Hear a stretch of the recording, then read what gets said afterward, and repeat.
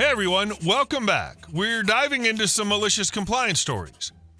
Today we've got 3 tales of people who only showed up when there was something to take. One involves relatives who ignored an elderly woman for years but appeared the moment her will became public. Another, a manager who told an employee to quit over 15 cents and got exactly that. And the last, a teenager who decided disability is a look, and a woman who refused to sit down until security got involved. Here we go. The relatives who never called, never visited, and never helped suddenly became very interested in Rose's estate. Several years ago, I worked in community home care, assisting elderly clients who wanted to remain independent for as long as possible. I was employed through a government-funded organization, and most of our clients were fiercely proud people who valued their routines. One of them was Rose, a woman in her mid-90s who lived alone in her small, tidy home. She'd never married, had no children, and managed her modest finances carefully. She wasn't wealthy, but she owned her house outright and had enough savings to live comfortably. Rose had only one surviving sibling, her younger sister Margaret, who lived about 20 minutes away. Margaret's adult children also lived nearby, yet in the years I worked with Rose, I never once saw them visit. The only family members I regularly dealt with were her nephew Daniel and his wife Claire, who lived 2 hours away. They were listed as her primary emergency contacts, and they handled any big decisions about her care. They visited as often as they could and sometimes took Rose to stay with them for a few days, which she always returned from in good spirits. Our team visited Rose daily, and I personally saw her 3 to 4 times a week for nearly 4 years. We helped her with shopping, cleaning, bathing, preparing meals, and organizing medical appointments. As she aged, her cognitive decline became more noticeable, and we had to take more initiative to ensure she was safe and well cared for. Daniel and Claire were grateful for the support and trusted us to manage the day-to-day details. They always treated Rose gently and respectfully, and from everything we observed, their concern for her seemed genuine. One of the other carers who had worked with Rose longer than I had quietly told me that Margaret's side of the family had cut off contact years earlier. According to Rose, the estrangement began after she updated her will. She decided to leave her home and savings to Daniel and Claire, with a portion designated for a local animal rescue charity she adored. It seemed that decision didn't sit well with her sister's family, because after that, their visits stopped entirely. None of us had seen Margaret or her children at the house in years. Rose updated her will, and suddenly the sister's family vanished? Funny how that works. They weren't around for 90-something years before, but the moment money got redirected, they had opinions. Rose was sharp-witted and delightfully blunt, even as her memory faltered. She loved telling stories from her youth and often teased us about our modern nonsense. Despite her independence, her physical health eventually began to fail. One winter afternoon, she had a bad fall and ended up in the hospital. After consulting with doctors and our team, Daniel and Claire made the difficult decision to move her into a nursing home near their town so they could visit frequently. We supported that decision fully because Rose needed round-the-clock care by that point. She adjusted better than we expected and seemed comforted by Daniel and Claire's regular presence. During that time, we heard that Margaret and her daughter Karen had suddenly reappeared at the hospital. Apparently, they even showed up at the nursing home and attempted to take Rose home with them. The staff refused because they were not her designated decision-makers, and the situation reportedly became tense. Rose lived in care for about a year before she passed away at the age of 98. Several of us who had cared for her attended the funeral because she had meant so much to us. The service was quiet and respectful, and Daniel delivered a heartfelt eulogy about her resilience and humor. For a while, it felt like a fitting goodbye. Then, halfway through the eulogy, Margaret's daughter Karen abruptly stood up. Without warning, she began shouting across the chapel at Daniel and Claire. I will never forget the moment she pointed at the coffin and yelled, "You're the reason she's in there!" Her voice echoed in the stunned silence, and then she stormed out of the room. No one moved for several seconds. The priest paused, and Daniel looked shaken but composed himself. Eventually, the service continued, but the atmosphere had shifted completely. Instead of focusing on Rose's long and full life, everyone was left reeling from Karen's outburst. It was one of the most disrespectful displays I've ever witnessed, especially at a funeral. Afterward, we learned that Margaret and Karen had formally contested the will. They claimed Daniel had manipulated Rose into changing it, despite the fact that the will had been updated years before her cognitive decline. Their challenge dragged on for months and caused Daniel and Claire considerable stress. As if that weren't enough, Karen reportedly showed up at Rose's old house after it had been rented out and harassed the new tenant, demanding access and claiming it belonged to the family. The legal dispute ultimately went nowhere. The will had been drafted properly with witnesses and legal oversight, and there was no evidence of coercion. Daniel and Claire stood firm, and the court dismissed the challenge. Not long after, Margaret passed away, and word spread that Karen had inherited money from her mother's estate. Suddenly, the outrage over Rose's will seemed to evaporate. From what we heard through mutual acquaintances, Karen quietly withdrew any further attempts to pursue Rose's assets. It appeared that once she had secured her own inheritance, the moral crusade lost its urgency. Daniel and Claire were finally able to close the chapter without further interference. They honored Rose's wish to donate to the animal charity and handled the estate with dignity. I still think about that funeral sometimes. Rose had lived nearly a century, weathered wars and loss, and maintained her independence almost until the end. She deserved to be remembered for her sharp humor and stubborn spirit, not overshadowed by a public tantrum over money. The sad irony is that the only time Margaret's family showed consistent interest in Rose was when her assets became relevant. Daniel once told us Aunt Rose knew exactly what she was doing. Given how events unfolded, I believe that completely. In the end, Rose's wishes were carried out exactly as she intended, and the noise faded away. The people who had stood by her in life were the same ones who honored her in death, and that says more than any shouted accusation ever could. And our second story. If your pay raise isn't enough, quit. This happened back in the winter of 1992 into early 1993, not long after I left the Army.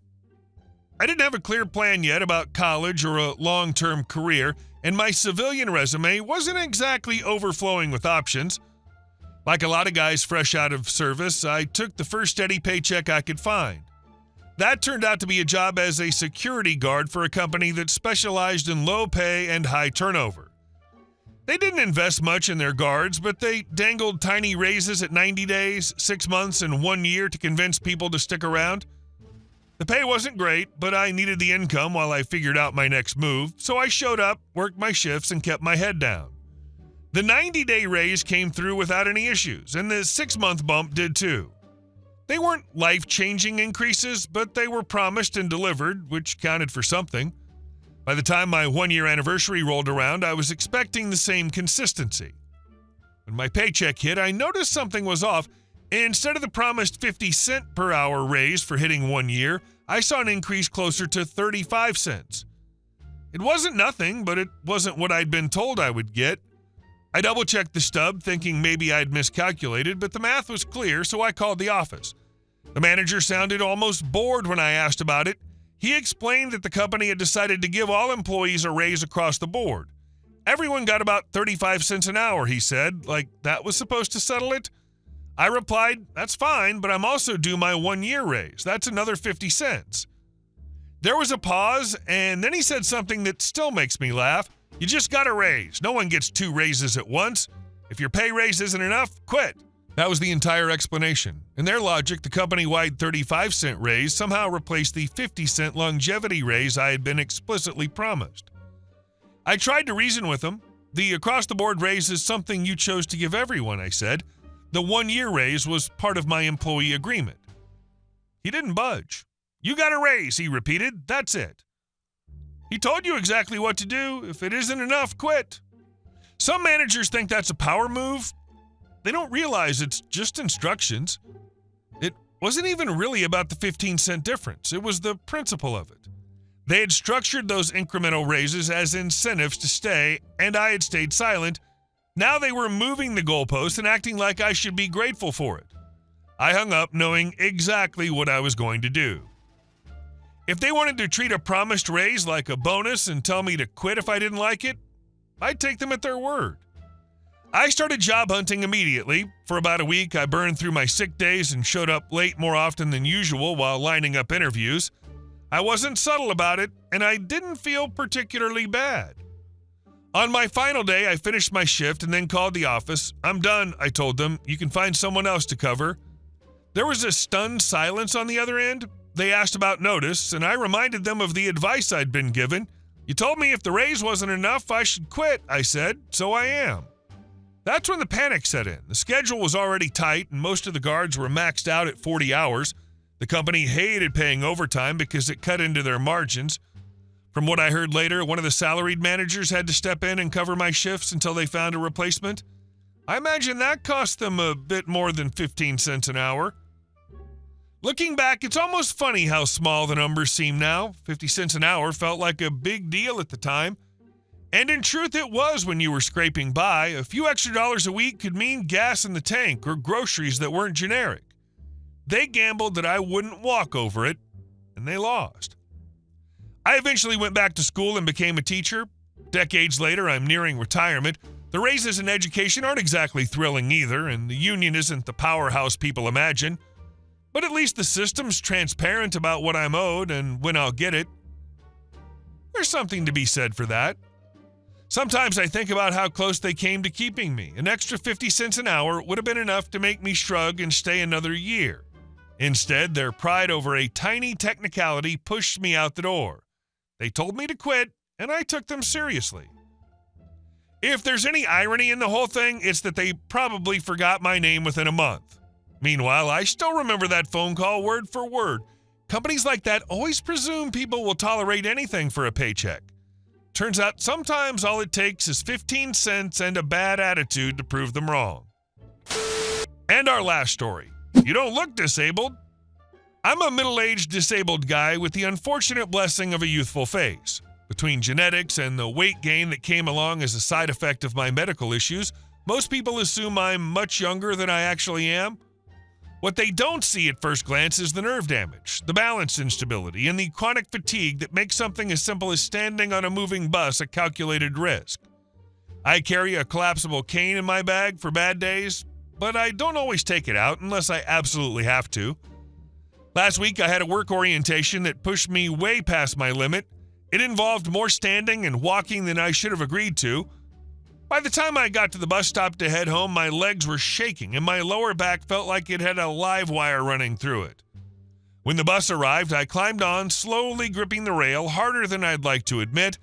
The driver noticed the struggle but didn't say anything, just gave me a small nod.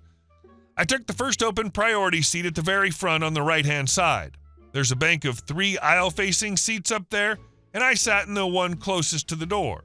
I exhaled the second I sat down because I knew I had maybe a minute more of standing in me before something would have gone wrong. No one said anything, and no one seemed bothered. A woman with a stroller got on shortly after and took the space on the opposite side without issue. A few stops later, an older woman in her 60s boarded with a grocery cart. It wasn't a walker or mobility device, just one of those foldable shopping carts people use for heavy bags.